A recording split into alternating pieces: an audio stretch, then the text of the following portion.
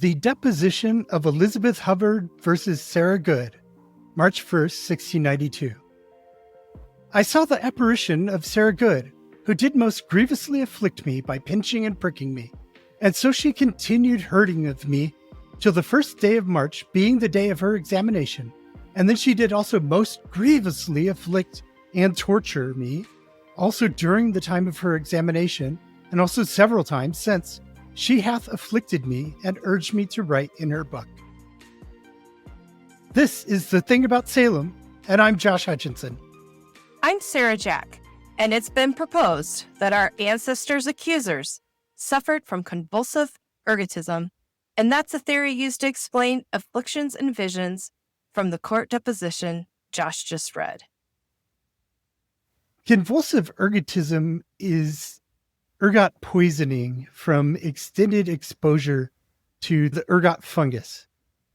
And the scientific name for ergot is Claviceps purpurea, which means purple clubhead, based on the appearance. It affects rye and other cereal grains, but largely rye. Ergotism is horrible, and it's painful and destructive to human health. It's also known as St. Anthony's fire. There are two forms of ergotism, convulsive and gangrenous. The convulsive is what's been alleged in Salem because none of the records report any gangrene in any of the afflicted persons. And convulsive ergotism is more likely to occur in children. Whoa, but let's back up a minute. What happened before the Salem Witch Trials? Other witch trials.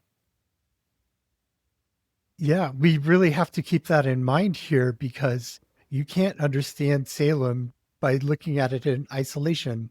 You don't know where these things came from. It seems like everything was invented from whole cloth in the spur of the moment. So with that in mind, let's take our first look at the ergot hypothesis.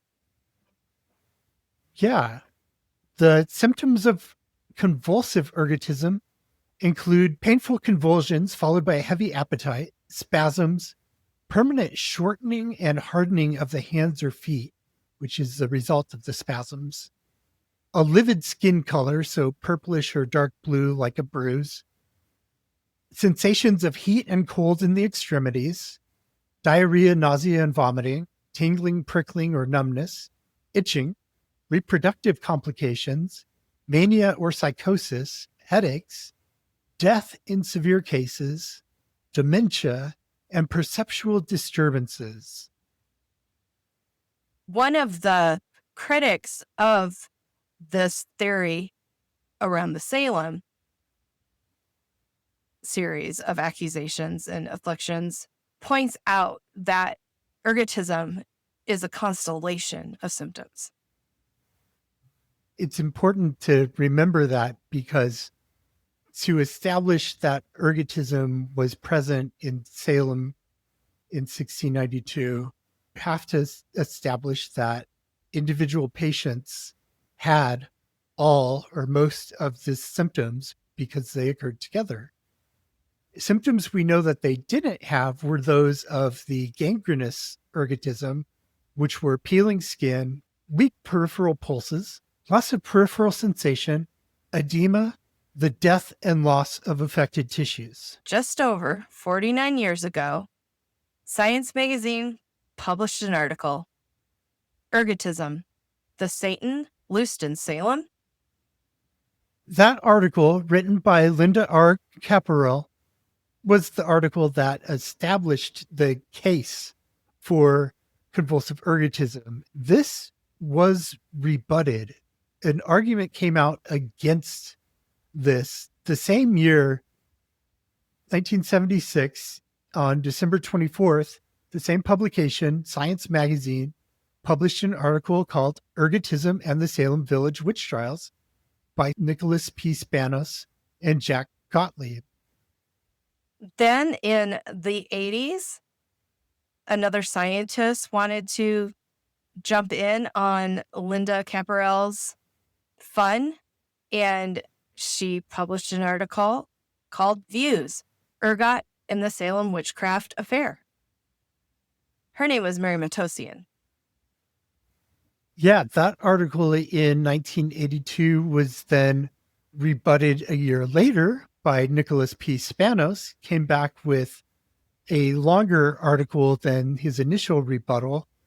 An article called Ergotism and the Salem Witch Panic was published in October 1983 by the Journal of the History of Behavioral Sciences, and really is a very good article to read because he makes the case against ergotism, and he also makes the case for a more reasonable explanation of the Salem witch trials, which is that socioeconomic factors in the region, tensions and stresses, really played a greater role than any kind of actual illness.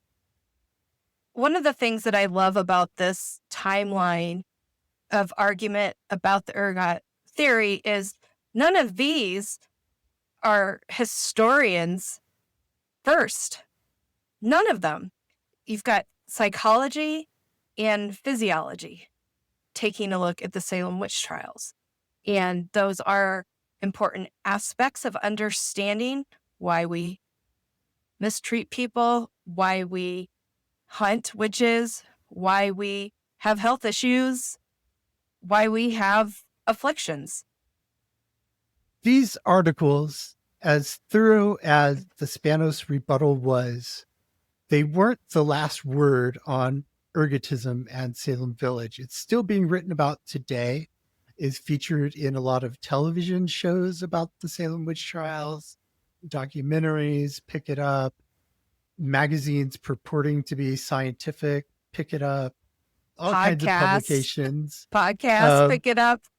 Podcasts, pick it up. I saw the other day the USDA has the Salem witch trials on their ergot page.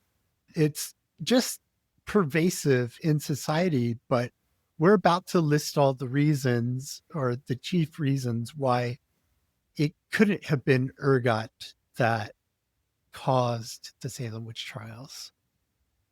Which were not the first witch trials. I just like to keep pointing that out, that we have years and decades and centuries and story after story of courts with accused witches in them. Yeah, in fact, we had a very similar case in Massachusetts in 1688. It's happened less than 4 years before the afflictions took hold in Salem Village, and the afflicted children presented many of the same behaviors and symptoms and described many of the same types of spectral sights. Why can't it be ergot? Well, one thing is that convulsive ergotism does not occur in individuals with adequate vitamin A intake. And vitamin A is found in fish and dairy products. We know Salem Village was a big farming community. There were other big farming communities in the area. Salem town was a huge center for fishing operations, and so were other towns on Cape Ann.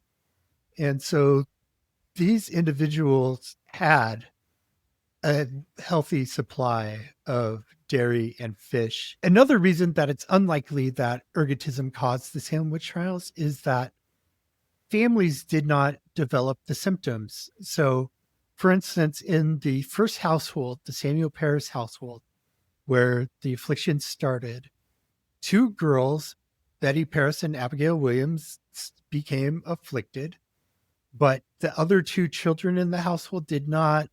None of the grown-ups in the household became afflicted.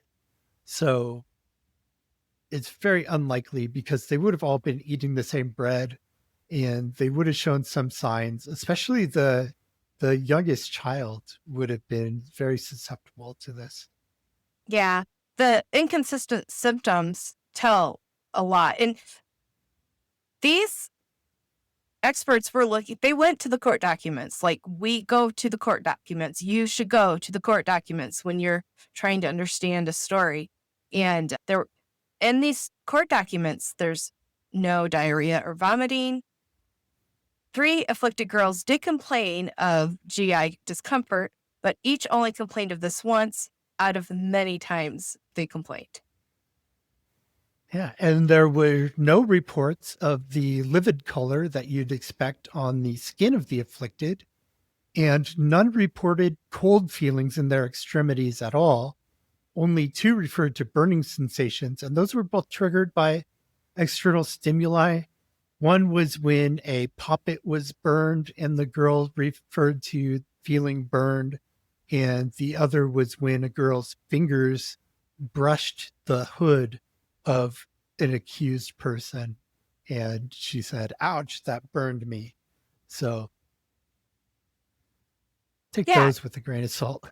Yeah. And one of the things we know from looking at the court appearances and what was happening during the examinations, that community was highly relying on cues because they wanted to see, were witches afflicting?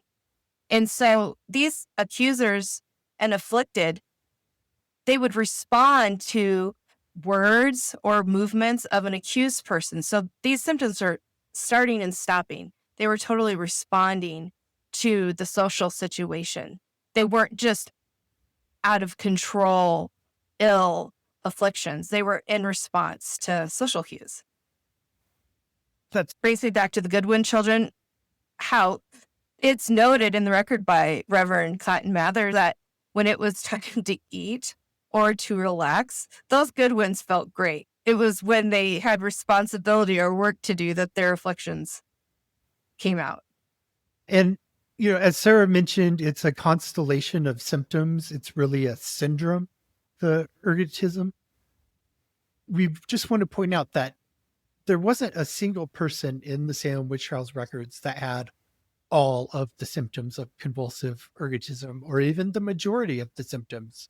So handpicking these symptoms that individuals had and trying to put those individuals together into one like mythical patient zero or whatever, it doesn't work.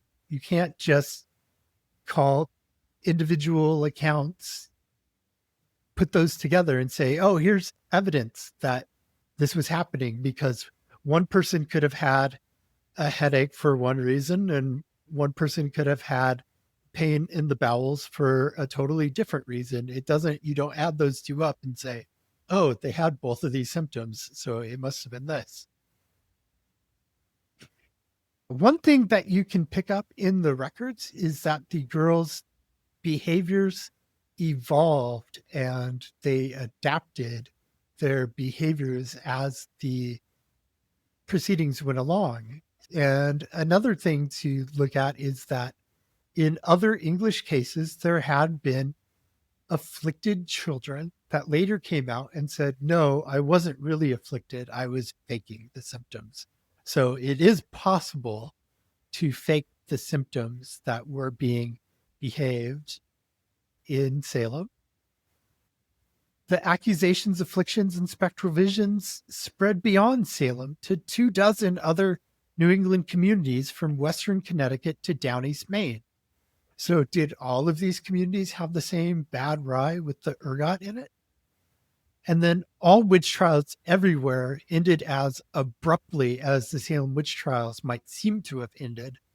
Actually, 3 women were convicted after spectral evidence had been ruled out.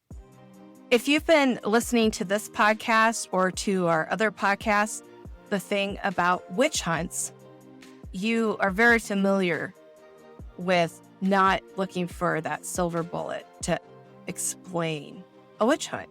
We do not blame a single factor on complex societal events like witch hunts.